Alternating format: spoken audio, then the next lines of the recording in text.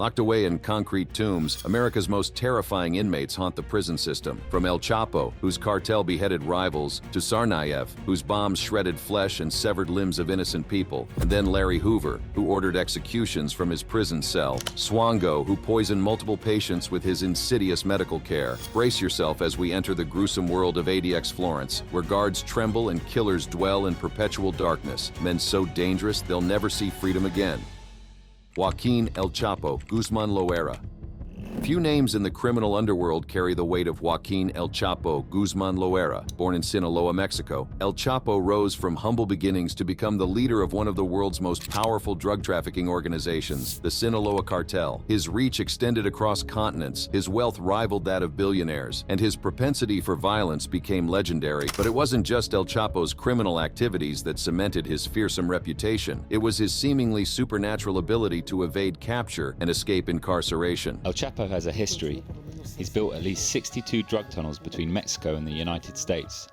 Throughout this area, he's built drug tunnels, so he has the experience and he has the technicians to do it. El Chapo's 2015 escape from Mexico's highest security prison became international news. The tunnel he used, complete with lighting, ventilation, and even a modified motorcycle on rails, demonstrated his extraordinary resources and connections. His expertise in tunnel construction was well established, having reportedly built at least 62 drug tunnels between Mexico and the United States. Following his recapture and subsequent extradition to the United States in 2017, El Chapo faced a 3-month trial that revealed the staggering scope of his criminal enterprise. In February 2019, he was convicted on all counts, including drug trafficking, money laundering, and weapons charges. The court sentenced him to life imprisonment plus 30 years, ensuring he would never again taste freedom. Today, El Chapo resides in ADX Florence, a facility specifically designed to hold inmates whose escape would pose a serious threat to national security. His accommodations now consist of a 7 by 12-foot concrete cell, a stark contrast to his previous lifestyle of luxury compounds and private jets. Despite his confinement, El Chapo's fearsome reputation persists. His name remains synonymous with power, violence, and an almost mythical ability to overcome seemingly insurmountable obstacles. His requests for better treatment in 2023 and 2024 were denied, highlighting the extraordinary security measures still deemed necessary to contain him. Though physically isolated, El Chapo's psychological impact on the prison system, and indeed on criminal organizations worldwide, continues unabated. His legacy stands as a warning of the extraordinary measures that may be required to contain individuals with vast resources and connections, even within the confines of the world's most secure facilities. While El Chapo's notoriety stems from international drug trafficking and dramatic prison escapes, our next subject earned his fearsome reputation through an act of domestic terrorism that shook America to its core, leaving a very different kind of scar on the national psyche. Dzhokhar Tsarnaev. On April 15, 2013, the joyous celebration of the Boston Marathon transformed into scenes of chaos and tragedy when 2 pressure cooker bombs detonated near the finish line. The attack killed 3 people and injured over 260 others, including 17 who lost limbs. At the center of this horrific act of terrorism was a young man named Dzhokhar Tsarnaev. Born in Kyrgyzstan to a Chechen family and later immigrating to the United States as a child, Tsarnaev seemed to embody the American dream. He was a wrestling captain at his high school, earned a scholarship, and became a naturalized U.S. citizen. Yet beneath this veneer of normalcy, a process of radicalization was underway, influenced in part by his older brother Tamerlan. The bombing and subsequent manhunt captivated the nation. After killing an MIT police officer and engaging in a firefight with law enforcement that resulted in Tamerlan's death, Dzhokhar was eventually found hiding in a boat in a Watertown backyard, wounded but alive. His trial revealed the calculated nature of their attack. The brothers had crafted homemade bombs using pressure cookers filled with explosives, nails, and ball bearings designed specifically to inflict maximum casualties. They positioned these devices in areas densely packed with spectators, timing the detonations for maximum impact. In 2015, Tsarnaev was convicted on all 30 charges against him, including use of a weapon of mass destruction resulting in death. The jury recommended the death penalty, making him the youngest person on federal death row. While legal battles over his sentence continued through 2024, 2004. Due to concerns about juror bias, the gravity of his crimes ensures his continued classification as one of the most feared prisoners in the American system. Now housed in ADX Florence, Tsarnaev is kept in near total isolation. His youth at the time of the bombing, he was only 19, combined with the ideological nature of his attack, makes him particularly feared within the prison system. Unlike criminals motivated by profit or passion, Tsarnaev's actions stemmed from a radicalized worldview that targeted innocent civilians at a beloved public event. The high-profile nature of his case, the ongoing legal battles surrounding his sentence, and the continued trauma experienced by survivors all contribute to Tsarnaev's status as one of America's most feared inmates. His case represents the complex challenges posed by homegrown terrorism and the extraordinary security measures deemed necessary to contain individuals motivated by extremist ideologies. From the shocking terror of the Boston Marathon bombing, we turn to another act of domestic terrorism that, for many years, held the grim distinction of being the deadliest such attack on American soil, an atrocity planned and executed with methodical precision by our next fearsome inmate, Terry Lynn Nichols. When Americans think of domestic terrorism, few events loom larger in the national consciousness than the Oklahoma City bombing of April 19, 1995. While Timothy McVeigh became the public face of this atrocity, another man played a crucial role in what was, at that time, the deadliest terrorist attack on American soil: Terry Lynn Nichols. A former U.S. Army soldier who served alongside McVeigh, Nichols became radicalized through anti-government sentiments and conspiracy theories. Together with McVeigh, he planned an attack that would forever change America's perception of the domestic terror threat. The bombing of the Alfred P. Murrah Federal Building killed 168 people, including 19 children in the building's daycare center, and injured hundreds more. The scale of destruction was unprecedented. The explosion destroyed or damaged 324 buildings within a 16-block radius, shattered glass in 258 nearby buildings, and destroyed or burned 86 cars. Nichols' role in the attack was comprehensive. He helped acquire materials for the bomb, including ammonium nitrate fertilizer and racing fuel. He rented storage lockers under aliases to store these materials. He helped construct the bomb itself, a deadly 7,000-pound device constructed in the back of a rented Ryder truck. While McVeigh physically parked the truck and detonated the bomb, Nichols' technical expertise and assistance were essential to the plot's execution. Unlike McVeigh, who was executed by lethal injection in 2001, Nichols avoided the death penalty. In federal court, he was convicted of conspiracy and involuntary manslaughter, but acquitted of direct murder charges. In Oklahoma State Court, however, he was convicted on 161 counts of first-degree murder, first-degree arson, and conspiracy. Today, Nichols serves 161 consecutive life terms without the possibility of parole at ADX Florence. His calm demeanor, combined with his technical expertise in bomb-making, continues to make him a figure of particular concern within the prison system. What makes Nichols especially feared is not just the scale of destruction he helped orchestrate, but the methodical, calculated manner in which he approached mass murder. His actions demonstrated not a momentary lapse in judgment, but a sustained commitment to violence as a means of political expression, a mindset that prison officials must perpetually guard against. With McVeigh's execution, Nichols remains the living embodiment of the Oklahoma City bombing, a man whose actions forever altered America's perception of the threat posed by domestic extremism. His continued incarceration under the most secure conditions available in the American prison system reflects the enduring fear associated with his name and his crimes. While Nichols represents the danger of a lone actor motivated by anti-government ideology, our next subject demonstrates a different kind of threat: the ability to command loyalty and control criminal enterprises even from behind prison walls, creating a network of influence that extends far beyond his cell. Larry Hoover. Unlike many of the inmates on our list, whose notoriety stems from a single catastrophic act, Larry Hoover's fearsome reputation comes from decades of influence over one of America's most powerful street gangs, the Gangster Disciples. Born in Jackson, Mississippi, Hoover moved to Chicago as a child and became involved in gang activity as a teenager. By the 1970s, he had risen to become the leader of the Supreme Gangsters, which later merged with a rival gang to form the Black Gangster Disciple Nation, eventually known simply as the Gangster Disciples. What makes Hoover particularly feared within the prison system is his demonstrated ability to continue running criminal operations from behind bars. After being convicted of murder in 1973 and sentenced to 200 years, Hoover didn't relinquish his power. He adapted and expanded it. From prison, he restructured the Gangster Disciples into a sophisticated criminal enterprise with an estimated 30,000 members across multiple states. The organization engaged in drug trafficking, extortion, money laundering, and other criminal activities, reportedly generating millions in annual revenue. In 1995, Hoover was indicted on new federal charges of conspiracy, extortion, and continuing to manage a criminal enterprise from prison. The investigation, which included wiretapped conversations, revealed Hoover's continued control over gang operations despite his incarceration. He was convicted in 1997 and sentenced to 6 additional life terms. Today, Hoover resides in ADX Florence, where authorities work diligently to restrict his communications and influence. Despite these efforts, his name continues to resonate both inside and outside prison walls. I feel like it'll be a lot of people fall in line. Like it'll be a lot of people, like older people. You feel me? That'll be happy home, and that'll kind of, it's more so, it's all depending on what angle he would be aiming for. If he came home on that, I don't think he'd be on that type of time. You feel me? He done did so much time.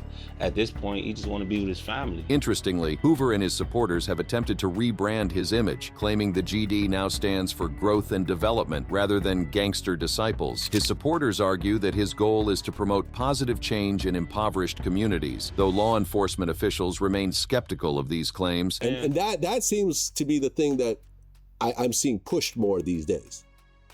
Exactly. That's what it was always about, growth and development, bro. Everybody learning from the next man and helping each other. Hoover's name has even entered popular culture, with prominent hip-hop artists like Kanye West and Drake advocating for his release. In 2021, a benefit concert aimed at securing his freedom was held, though it proved unsuccessful. What makes Hoover uniquely feared is his demonstrated ability to maintain control over a large criminal organization despite decades of incarceration in increasingly secure facilities. His case highlights the challenges prison officials face when dealing with inmates who command loyalty and respect from extensive networks outside prison walls. While Hoover's influence extends through complex networks built over decades, our next inmate represents a different kind of threat, the ideologically motivated lone actor whose actions reshaped global security protocols in the aftermath of 9/11. Richard C. Reed, the shoe bomber.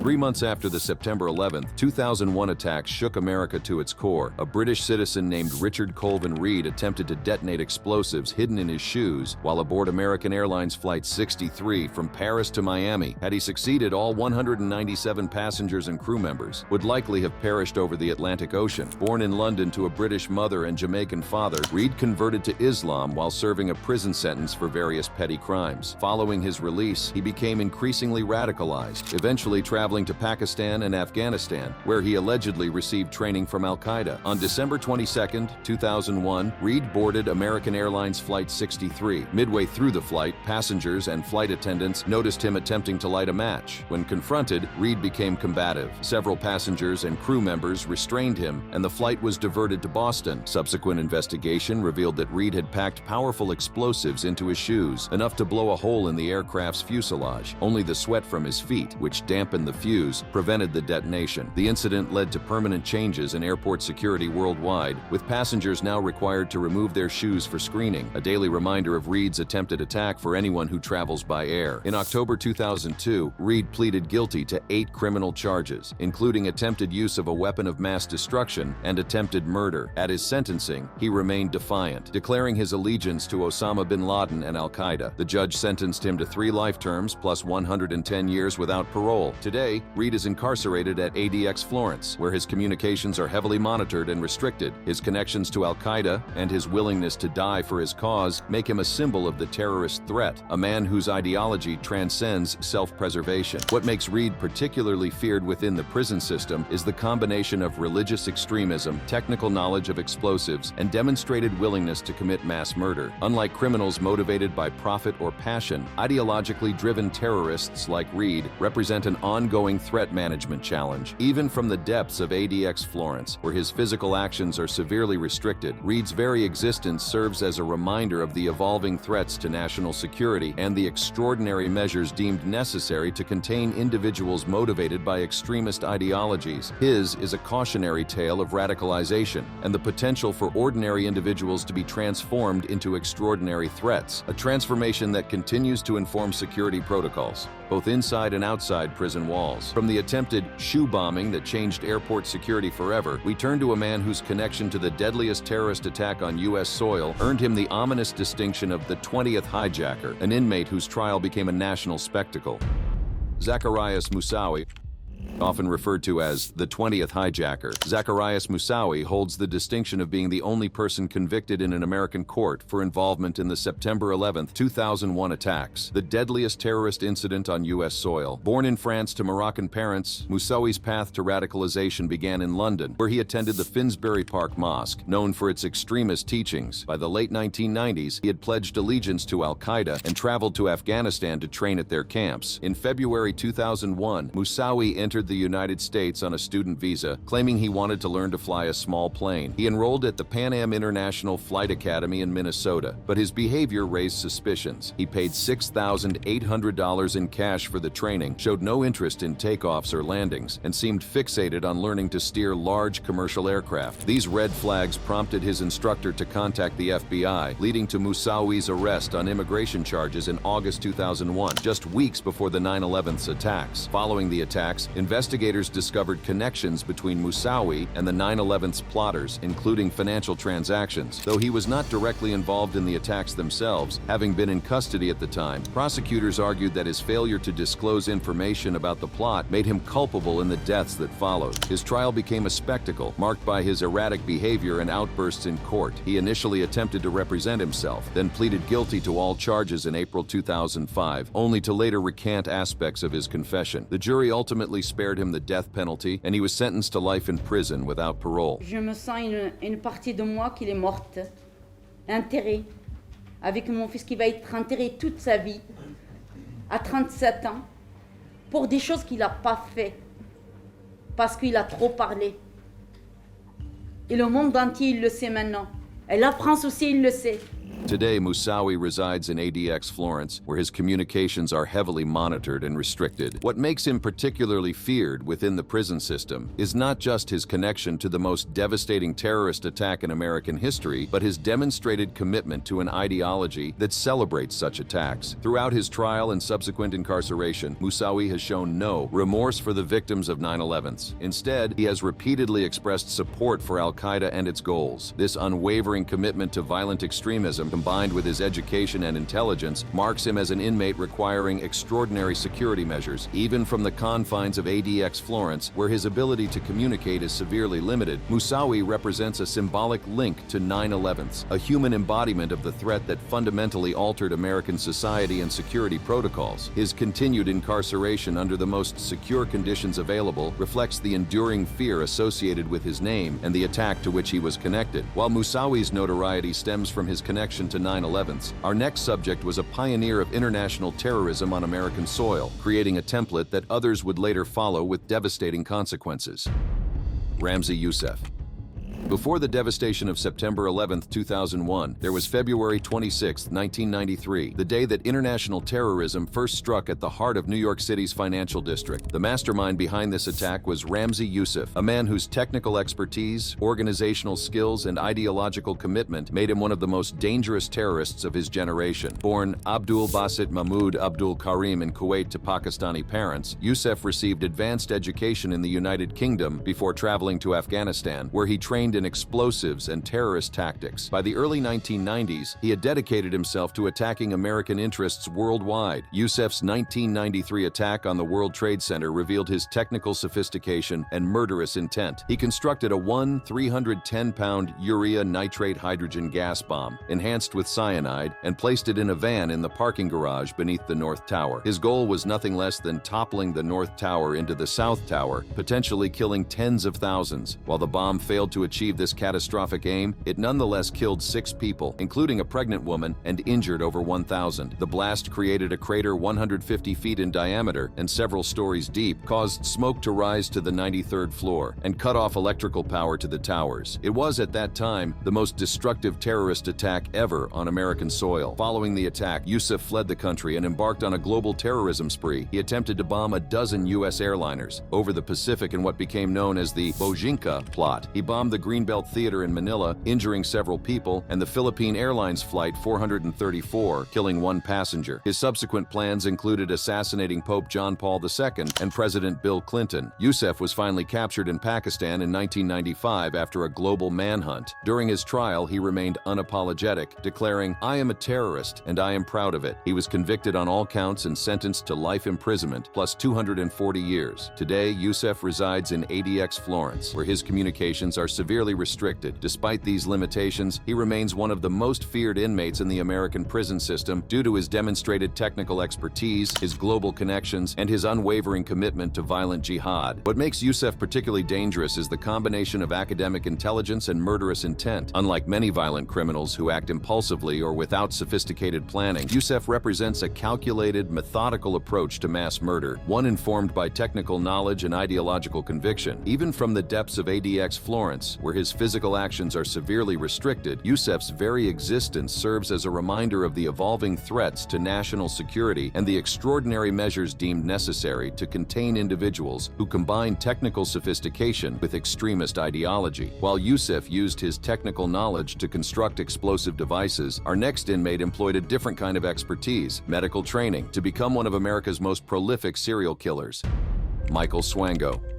Not all who inspire fear wield guns or bombs. Some, like Michael Swango, use the tools of healing to become agents of death. Swango's case is particularly disturbing because he exploited one of society's most sacred trusts, that between doctor and patient, to satisfy his homicidal urges. Born in 1954 in Tacoma, Washington, Swango initially seemed destined for success. He graduated from Southern Illinois University School of Medicine and began his medical career in the early 1980s. But beneath the white coat lurked a predator with an estimated victim count that may exceed 60 people across the United States and Africa. Swango's method was insidious. As a physician, he had easy access to medications and could easily administer lethal doses to unsuspecting patients. His preferred methods included arsenic and various paralytics that would induce respiratory failure. Many of his murders were initially mistaken for natural deaths or complications from existing conditions, a fact that allowed his killing spree to continue for years. What makes Swango's case especially chilling is his apparent motivation. Unlike many serial killers who are driven by sexual urges or childhood trauma, Swango seemed to derive a pure, almost clinical satisfaction from the act of killing. Former colleagues reported that he would appear unusually excited when emergency codes were called in the hospital, and he kept scrapbooks of disasters and accidents. One nurse remembered walking into a patient's room to find Swango standing over the bed, grinning as the patient suffered a seizure. Others recalled him making statements like, "There's a lot of satisfaction taking care of a good, clean kill," though he would later claim these were just dark jokes. Swango's murderous career spanned multiple hospitals across several states and even extended internationally to Zimbabwe and Zambia. Each time suspicions arose, he would simply move to a new location and continue his deadly practices. His medical credentials, despite increasingly spotty employment history, gave him continued access to vulnerable victims. It wasn't until the 1990s that the full scope of Swango's crimes began to emerge. In 1998, he was charged with 5 murders, though investigators believe the actual number may be many times higher. In 2000, to avoid the death penalty, he pleaded guilty to murder and fraud charges and was sentenced to 3 consecutive life terms without parole. Today, Swango resides in ADX Florence, where his ability to kill undetected for years, exploiting trust in the medical profession, makes him uniquely terrifying. His case led to substantial reforms in how medical credentials are verified and how allegations of misconduct are communicated between institutions. What makes Swango particularly feared within the prison system is the calculated, methodical nature of his crimes. Unlike many violent criminals who act in moments of passion or under the influence of substances, Swango represents a cold, premeditated approach to murder, one informed by medical knowledge and hidden behind a facade of respectability. Even from the confines of ADX Florence, where his ability to harm others is severely restricted, Swango's name continues to evoke particular horror in the medical community and beyond, a cautionary tale of how easily trusted institutions can be exploited by those with deadly intentions. From the calculated murders in hospital settings, we turn to an entirely different kind of threat, a domestic terrorist whose extraordinary ability to evade capture earned him the nickname the Olympic Park Ghost and led to one of the largest manhunts in American history.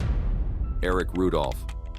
Few American criminals have inspired the level of manhunt intensity as Eric Robert Rudolph, the domestic terrorist responsible for the 1996 Centennial Olympic Park bombing and a series of attacks on abortion clinics and a gay nightclub. What makes Rudolph particularly feared is not just the brutality of his bombings, but his demonstrated ability to evade capture for years in the wilderness of North Carolina, a talent that earned him the nickname the Olympic Park Ghost. Born in 1966 in Florida, Rudolph's path to radicalization appears to have been influenced by Christian identity, an extremist interpretation of Christianity with white supremacist leanings. After dropping out of high school, he briefly served in the U.S. Army before being discharged. By the mid-1990s, he had developed extremist anti-abortion, anti-gay, and anti-government views that would fuel his bombing campaign. Rudolph's most high-profile attack came during the 1996 Summer Olympics in Atlanta. He planted a backpack containing a pipe bomb in Centennial Olympic Park during a concert, resulting in 2 deaths, including a Turkish reporter covering the event, and injuring 111 others. The bomb contained nails to maximize casualties, demonstrating the same callous disregard for human life that would characterize his later attacks. In the months that followed, Rudolph bombed an abortion clinic in Sandy Springs, Georgia, January 1997, another in Birmingham, Alabama, January 1998, and the Other Side Lounge, a lesbian nightclub in Atlanta, February 1997. These attacks resulted in additional injuries, including a police officer, clinic staff, and nightclub patrons. Following the Birmingham bombing, which killed an off-duty police officer working as a security guard and severely injured a nurse, witnesses observed Rudolph fleeing the scene. This led to his identification as the primary suspect in all 4 bombings. What followed was one of the largest manhunts in American history. For 5 years, Rudolph evaded capture in the Appalachian wilderness of western North Carolina, using survival skills he had developed throughout his life. He allegedly lived in the mountains, occasionally raiding local gardens and dumpsters for food. Rudolph was finally captured in 2003 when a rookie police officer spotted him dumpster diving behind a grocery store in Murphy, North Carolina. To avoid the death penalty, he pleaded guilty to all charges and revealed the locations of several hidden caches of explosives. He was sentenced to 2 life terms without parole. Today, Rudolph resides in ADX Florence, where his ability to evade capture for 5 years and his targeting of public events created widespread fear. His case remains a sobering reminder of the threat posed by domestic extremism and the challenges in apprehending those with wilderness survival skills. What makes Rudolph particularly feared within the prison system is the combination of technical knowledge regarding explosives, demonstrated commitment to an extremist ideology, and proven ability to function independently for extended periods. These qualities mark him as an inmate requiring extraordinary security measures, a status reflected in his incarceration at America's most secure federal prison. From the lone wolf domestic terrorist who evaded capture for years, we turn to our final subject, a man whose role in one of the first major terrorist attacks on American soil helped establish the template for future acts of extremist violence: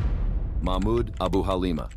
While his name may not be as immediately recognizable as some others on our list, Mahmoud Abu Halima played a crucial role in one of the most significant terrorist attacks on American soil prior to 9/11's, the 1993 World Trade Center bombing. His case represents the early manifestation of international terrorism on U.S. soil and the evolving challenges in addressing this threat. Born in Egypt in 1959, Abu Halima initially came to the United States on a tourist visa in 1985 and later received amnesty as an agricultural worker, despite primarily working as a taxi driver in New York City. During this period, he became increasingly radicalized, eventually connecting with Sheikh Omar Abdel Rahman, the Blind Sheikh, and other extremists at the Al Farouk Mosque in Brooklyn. Abu Halima's role in the 1993 World Trade Center bombing was significant. Working alongside Ramzi Youssef and others, he helped acquire and mix the chemicals used in the bomb, transported materials, and participated in the overall planning of the attack. His taxi driver knowledge of New York City proved valuable to the plot's logistics. The February 26, 1993 bombing killed 6 people, including a pregnant woman, and injured over 1,000. It created a 150-foot crater several stories deep beneath the North Tower and filled much of the World Trade Center complex with smoke. The attack marked a turning point in America's awareness of the international terrorist threat and led to significant changes in building security nationwide. Following the bombing, Abu Halima fled to his native Egypt but was quickly captured and returned to the United States to stand trial. In 1994, he was convicted of conspiracy and assault in relation to the bombing and sentenced to 240 years in prison, later reduced to 67 years on appeal. Today, Abu Halima resides in ADX Florence, where his involvement in a significant terrorist attack and connections to other high-profile terrorists, including Youssef, contribute to his feared status. Prison protocols prevent him from interacting with Youssef, reflecting concerns about their potential collaboration even within a highly secure facility. What makes Abu Halima particularly feared within the prison system is his demonstrated commitment to violent extremism and his connections to international terrorist networks. Unlike many violent criminals, whose actions are individualistic or profit-driven, Abu Halima represents an ideologically motivated threat, one willing to sacrifice innocent lives for political or religious goals. Even from the confines of ADX Florence, where his ability to communicate is severely restricted, Abu Halima serves as a reminder of the persistent threat of ideologically driven violence and the extraordinary security measures deemed necessary to contain individuals connected to international terrorism. His case, along with that of his co-conspirators, marked a tragic milestone in America's experience with international terrorism, a precursor to the even more devastating attacks that would follow on September 11, 2001, and a catalyst for the security paradigms that continue to shape our world today. If you love this video, then click on the card showing on your screen for more videos.